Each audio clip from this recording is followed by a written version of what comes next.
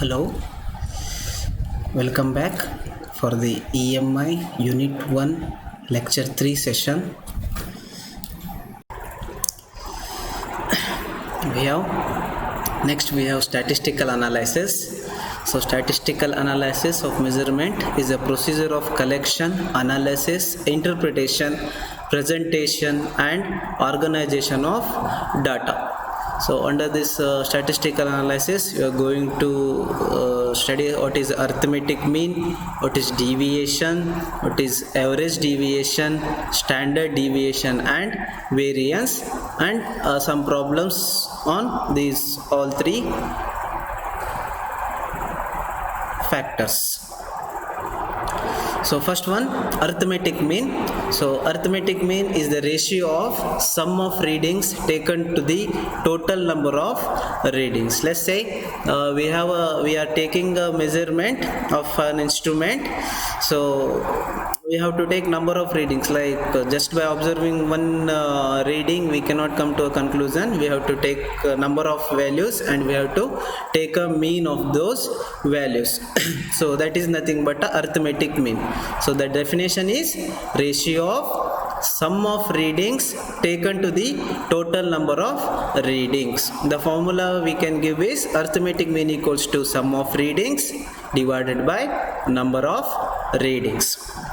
The formula we can rewrite it as x bar. Here x bar means arithmetic mean.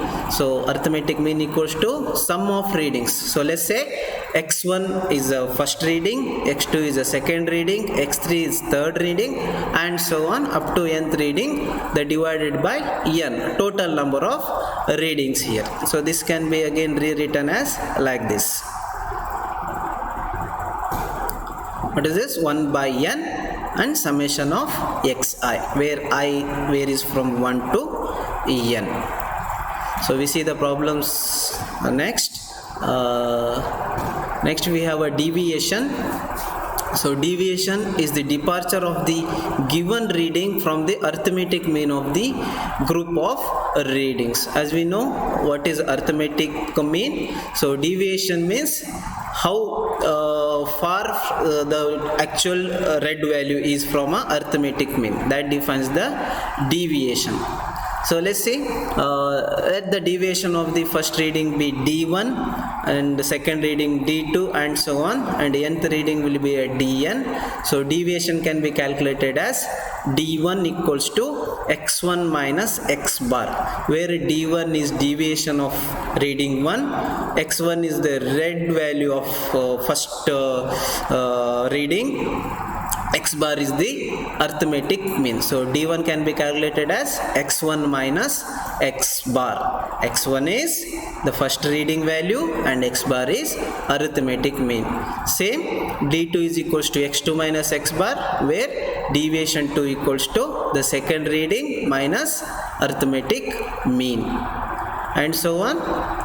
The nth reading deviation can be taken as xn minus x bar. Generally we write it as di equals to xi bar, xi minus x bar. Next we have average deviation. So average deviation is nothing but ratio of sum of absolute values of deviation to the number of reading. We know how to calculate a deviation.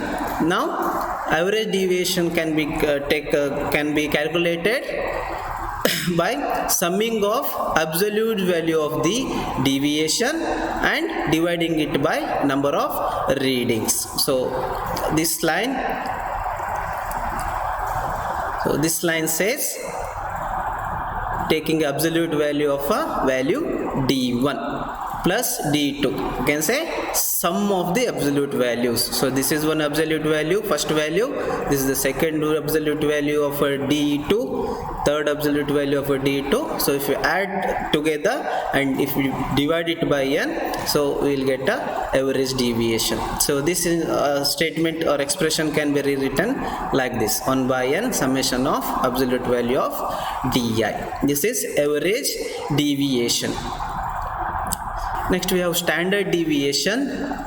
The standard deviation It is also called as a mean square deviation of n numbers of data is defined as square root of sum of individual deviation squared. We know what is deviation? d1, which is nothing but x1 minus x bar, d2 is nothing but x2 minus x bar. So we have to take square root of the sum of the individual deviation. That means x1 by x bar, you square it, then you add it, then take a square, then take a average.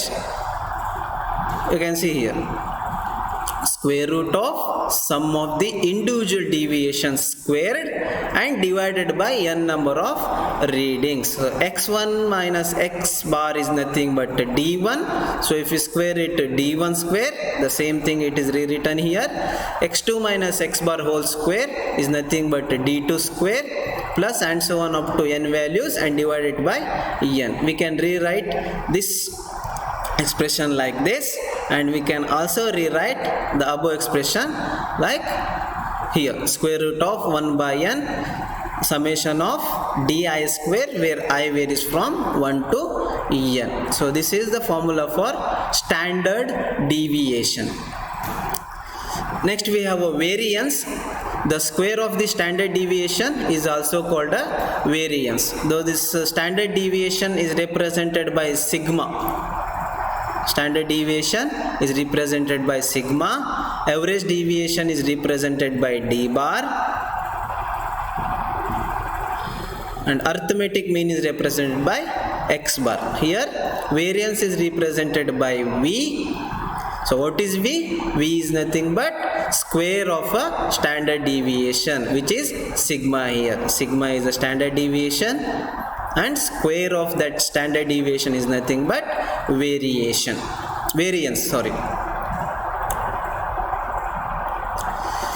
Next we have a concept, limiting errors. So limiting error is used to indicate the accuracy of the instrument. We are all aware, like for if you take a resistor, the value is specified as always the resistor value is specified with a tolerance. You can see like 50 ohms. If you take a 50 ohms resistor, so there will be a tolerance like plus or minus 5. So what does that mean? So 50 ohm plus or minus 5% means that 50 ohms resistor can give a value of 50 plus 5 or 50 minus 5. The value of that resistor may vary between 45 ohms or 55 ohms. So that plus or minus 5%, whatever it is given, that is the limiting error in the resistor case. So that is what the meaning of a limiting error.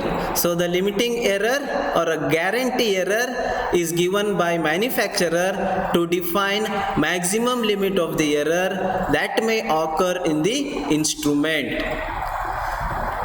So the manufacturer will not guarantee 100% the value is 50 ohms only. So it may vary from 45 to 55. So that is defined by limiting error. So we generally call in case of a resistor, we call it as a tolerance. So for all the instrument, we call it as a limiting error. Next we have probable errors. So it defines the half range of the interval about a center point of the distribution, such that half of the value from the distribution will lie within interval and half outside. Thus it is equivalent to half of the interquartile range or the median absolute deviation. The probable error can also be expressed as multiple of standard deviation. That means, so the probable error always will indicated with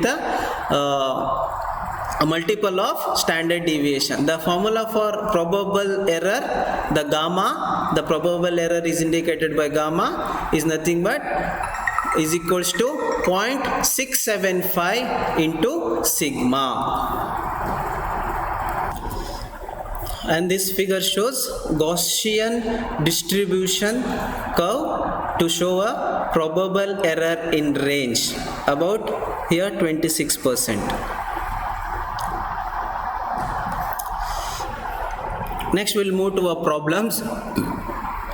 So problems based on those statistical analysis. So they will be given some readings of an instrument. We have to calculate arithmetic mean, standard deviation, average deviation, and variance. Let's check out the first problem. A circuit was tuned for resonance by 8 different students, and the value of resonance frequency in kilohertz were recorded as 532, 548, 543, 535, 546, 531 and 543, and the last one 536. Calculate the arithmetic mean, average deviation, standard deviation and variance. So this is the problem given. So what do we have to take? So we have to take this 532 as a x1, 548 as a x2, 543 as a x3, 544, 535 as x4, x5, x6 and x7 and the last x8. So you can see in a table, so it is taken as a x1 as a 532, 548 like that.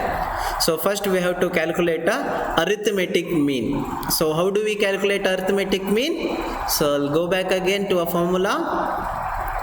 What we have to do for arithmetic calculation? We have to add all the readings, then divide it by total number of readings. So we are going to do the same here. So what we are doing? We are taking all the numbers or all the readings, we are adding it together and we will divide it by total number of readings. So total how many readings are there? Total 8 readings. So if we calculate it, we will be getting around 539.25. This is the arithmetic mean. Fine.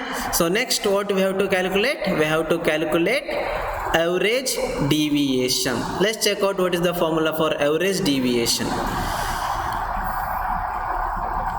So average deviation is sum of absolute values of a deviation. So D1. So we have calculated only x bar, arithmetic mean. We have to calculate what? We have to calculate average deviation, D bar. To calculate a D bar, first we have to calculate a D1, D2, D3. How do we calculate a D1, D2, D3? So take a first value and subtract it with a x bar, arithmetic mean. So that is what we have done here.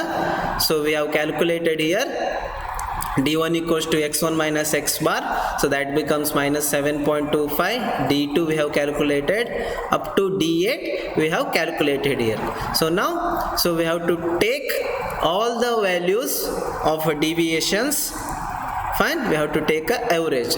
So you have to be careful here. So we have to take absolute values. So absolute values means positive values only. Even if the deviation is minus 7.25, we have to consider it as a plus 7.25 while calculating the average deviation only. Only while calculating average deviation, we have to take it as a positive value because we have put absolute symbol in the formula. So if you calculate that, you will get around 5.75 kilohertz. Next we have a standard deviation. Again, standard deviation formula is, you see here, so standard deviation is square root of d1 square plus d2 square up to dn square divided by n, isn't it? So we have put all the data into formula d1 square d2 square and we have got this value 6.54 kilohertz. You have to try. Then the last one we have a variance. The formula for variance is V equals to sigma square. So sigma we have got 6.54 K here. Then if we square it, we'll get around 42.77 kilohertz. This is the variance value. So we have covered, or we have calculated arithmetic mean, average deviation, standard deviation and variance. Okay. So next we have a second problem. So second problem we can see here, 7 readings of a resistor by ohm meter are 470.6, 470.1, 470.9, 470.5, 470.7, 470 and 470.8 ohms. We have to calculate arithmetic mean, the deviation from mean, average deviation, standard deviation and probable error. So x1 is 470, we have to take first reading as a x1, x2 up to xn. There are total 7 values, hence we are taking n as 7. Next, arithmetic mean is given by the same formula. We have put into that formula the deviation, individual deviation we have calculated here. The average deviation we have calculated and the standard deviation we have calculated with the help of a formula. The explanation is clear. Please observe. The notes will be shared in a Google Classroom. And we know the extra one is a probable error here. So instead of a variance, they have asked for a probable error. That probable error is given by R equals to 0.6745 into sigma. So sigma we have calculated here, standard deviation, that will put it to the formula and will get around 0.232 ohms of probable error. So next problem number 3. So same concept, same method we have used. Please observe this. If any problem, please consult with us.